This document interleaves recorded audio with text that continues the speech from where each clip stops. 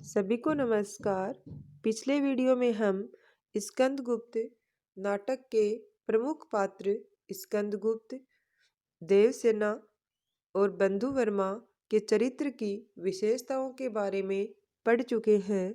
आज के वीडियो में हम स्कंदगुप्त नाटक की भाषा, उसके संवाद और उसके अभिनय के बारे में पढ़ेंगे। प्रसाद के नाटकों के अभिनय को कठिन बनाने वाले तत्वों में एक प्रमुख तत्व उनके भाषा प्रयोग को भी माना जाता है।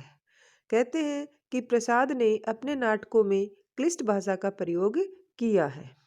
उनके नाटकों की जो भाषा थी वो क्लिष्ट, चित्रात्मक, अलंकारिक और गीतात्मक है, और उनके जो संवाद हैं वो भी दीर्घ और वाग्मितापूर्ण है। संवादों का एक बड़ा हिस्सा स्वगत कथन के रूप में है, जिनकी भाषिक संरचना स्वानुभूति के अंत स्पर्श से अभिषिक्त, अलंकृत और चित्रमय है। पात्रों के जो कथोपकथन है वो स्कंदगुप्त में कहीं तो बहुत ही चुस्त और नाट्योचित हरकत या गति संचार को उकसाने वाले हैं, लेकिन अधिकतर कथोपकथन लंबे और वर्णनात्मक है। उनका रूप काव्यात्मक या औपन्यासिक है। नाटक की संवाद योजना में तभी नाट्य तत्व या अभिनयात्मक सौंदर्य आता है जब संवादों में एक अवस्था या स्थिति से दूसरी अवस्था या स्थिति की ओर बढ़ने की तीव्रता दिखलाई पड़ती है। स्कंदगुप्त में भाषा का काव्यात्मक प्रयोग नाट्य उपयोगी नहीं है। उसमें भाषा और संवाद का प्रयोग न तो अभिनय व्यंजक गति को उकसाने वाला है और न ही स्थिति विकास की नाट्योचित गतिशीलता ही है। नाट्य भाषा के विषय में अभिनव गुप्त का मत है कि वाक्य सहचरित शरीरो अभिनयो वाक्यम नाट्य वाक्यम। इस प्रकार नाटक रचना में संवाद ऐसे होने चाहिए जो कथानक को विकासात्मक गति दे या तथा शरीरादि अभिनयों से सहज ही संयुक्त होकर दर्शक को प्रमुदित करते हुए लोक धर्म की शिक्षा भी दे। ये नाट्य धर्मिता स्कंदगुप्त में आंशिक रूप में ही तो प्राप्त होती है, किंतु भाषा और संवाद का अधिकांश काव्य धर्मी ही है और नाट्योचित चंचलता से रहित।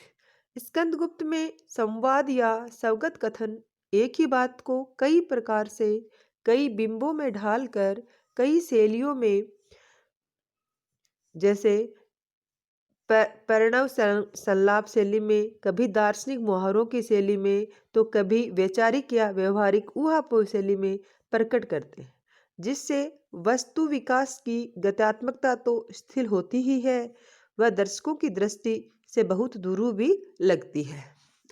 रंग प्रयोग, व्यवहारिक भाषा ही दर्शक के संदर्भ की दृष्टि से उपयोगी मानी जा सकती है। सृजनात्मक भाषा की सूक्ष्म व्यंजना और वक्रता अभिनय का आस्वाद लेते समय सामान्यतः दर्शक की पकड़ से बाहर हो जाती है। नाटक रचना में सर्वसाधारण का ध्यान रखकर व्यवहारिक भाषा या सरल भाषा का प्रयोग ही वांछनीय है। नाटक की रंगमंचीय सफलता के लिए ये आवश्यक होता है, किंतु स्कंदगुप्त में प्रसाद ने संस्कृतनिष्ठ, संधि समासयुक्त क्लिष्ट भाषा का प्रयोग किया है। यद्यपि उसकी सृजनात्मकता पाठकों को प्रभावित करती है। सभी पात्र, चाहे उनका सामाजिक स्तर कैसा भी क्यों न हो, एक सी संस्कृतनिष्ठ सूक्तियों, दार्शनिक मुहावरों से युक्त प्रतीकात्मक और बिंबात्मक भाषा का प्रयोग करते दिखलाई पड़ते हैं। इस कारण भाषा के स्तर पर पात्रों की अलग पहचान नहीं हो पाती। भाषा प्रयोग से पात्रों की जो अलग पहचान बनती है वह अभिनय को विश्वसनीय और प्रभावी बनाती है। बटाक जैसे महाबलाधिकृत जद ये कहता है कि एक दुर्भे नारी हृदय में विश्व प्रेलिका का रहस्य बीज है, तो वह दार्शनिक चिंतक सा प्रतीत होता है। अब हम आगे पढ़ रहे हैं। स्पष्ट है कि सृजनात्मक भाषा का प्रयोग करने के कारण प्रसाद नाट्य सर्जन में रंगमंचीय सीमाओं का अतिक्रमण करते हैं। सृजनात्मक भाषा की शब्दावली पात्रों की अनुभूति अंतर्बोध और कल्पनाशीलता से अभिसंचित होकर प्रतीकात्मक, बिंबात्मक और अलंकृत होती है। स्कंदगुप्त में भाषा का ऐसा ही सृजनात्मक रूप मिलता है। नाटक का प्रधान केंद्र चरित्र चित्रण को बनाने के कारण चरित्रों के आंतरिक भावों, विचारों, क्रियाओं और छायावाद शैली में विवृत करने के कारण भाषा संवाद में चित्रात्मकता है। अनुभूति सिक्त स्वयं स्फूर्त कथन, अलंकृत, चित्रात्मक, प्रतीकात्मक और लयात्मक है। प्रसाद माधुर्य और ओज गुणों से युक्त शब्दों का प्रयोग करने के कारण भी संवादों की भाषा काव्योचित प्रतीत होती है। स्कंदगुप्त में कई संवाद ऐसे हैं जिनकी वाक्य रचना बहुत जटिल है। संयुक्त, मिश्र और यौगिक वाक्यों में व्यक्त होने से संवाद की भाषा जटिल तो लगती ही है, उसमें विस्तार भी बहुत है। कथन बहुत लंबे होते हैं। इसका एक उदाहरण यहाँ द्रष्टव्य है। जैसे विजया कहती है, विजया का कथन है, कहती हूँ और फिर कहूंगी, प्रलोभन से, धमकी से, भय से कोई भी मुझको भटाक से वंचित नहीं कर सकता। परणे वंचिता स्त्रियां अपनी राह के रोड़े विघ्नों को दूर करने के लिए वज्र से भी दृढ़ होती हैं। हृदय को छीन लेने वाली स्त्री के प्रति हरित सर्वस्वारमणी पहाड़ी नदियों से भयानक, ज्वालामुखी के स्फोट से विभत्स और परले की अनल शिखा से भी लहरदार होती है। यह है विजया का कथन। पात्रों के अंतर्द्वंद और दार्शनिक उहापोह को व्यक्त करते समय भाषा का जो अलंकृत रूप अपनाया गया है, उसके कारण संवाद लंबे हो जाते हैं। उपमेय और उपमान में संगति बिठाने के प्रयास में अभिव्यक्ति में फैलाव या विस्तार आ गया। इस प्रवृत्ति को लक्ष्य करके आलोचक नलिन विलोचन शर्मा ने प्रसाद के नाटकों की भाषा को पील पावी भाषा कहा है। पात्रों के अंतर्द्वंद्व या जीवन में अंतर्निहित रोमानी संघर्ष को चित्रित करते समय प्रसाद अनुभूति की नदी में जैसे तैरते जाते हैं। पात्रों की सत असत प्रवृत्तियों, पीड़ा, संत्रांस, प्रेम, घृणा, हिंसा, अहिंसा मूलक भावों को मूर्त रूप देने के लिए प्रतीकों, बिंबों और उपमान उपमेय की पारस्परिकता का ऐसा वितान तानते हैं जो अतिरिक्त रूप से फैला हुआ ज्ञात होता है। दर्शन और संस्कृति के मुहावरों के प्रयोग के कारण भाषा दुरूह भी लगती है। और स्कंदगुप्त में मातृगुप्त, स्कंदगुप्त, देवसेना, प्रपंच बुद्धि, अनंत देवी, प्रख्यात कीर्ति सभी के बहुत से उद्गार इसी प्रकार की अलंकृत भाषा में हैं। इसके उदाहरण स्वरूप मातृगुप्त का निम्नलिखित कथन उद्धृत किया जा सकता है। वो कहते हैं, तो सब गया, मेरी कल्पना के सुंदर स्वप्नों का प्रभात हो रहा है। नाचती हुई नीहा कणिकाओं पर तीखी किरणों के भाले, ओहो, सोचा था कि देवता जागेंगे। एक बार आर्यवर्त में गौरव का सूर्य चमकेगा और पुण्य कर्मों से समस्त पाप पंक धो जाएंगे।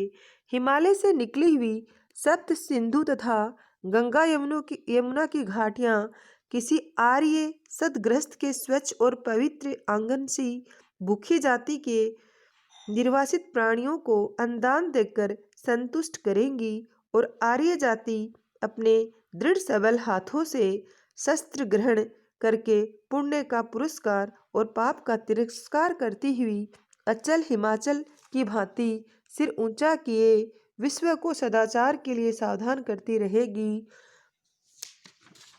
इस प्रकार ये जो कथन है, ये है मातृगुप्त का। अब हम पढ़ेंगे कि स्कंदगुप्त में प्रसाद ने साहित्यिक संस्कार की सृजनात्मक भाषा का प्रयोग भी किया है। ये तो प्रकट ही है कि ये भी प्रकट है कि संवादों में अतिरंजित वैचित्र्य और संदर्भों की बहुलता के कारण उसमें फैलाव भी आ गया है, किंतु ऐसा भी नहीं है कि उसमें नाटकत्व का नितांत अभाव है। उन्हें सृजनात्मक स्तर की भाषा के नाटक की मर्म की पहचान थी। ये नाटकीयता स्वर के आरोह अवरोह मूलक विधान में लक्षित है। भाषा में निहित क्रिया व्यापार के संकेत एवं तनावपूर्ण स्थितियों में नाटकीयता अक्षुण्ण है।